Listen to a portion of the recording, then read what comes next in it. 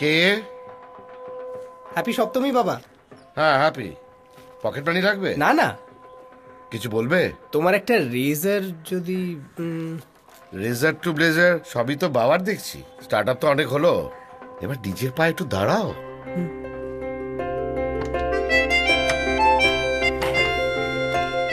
রেজার।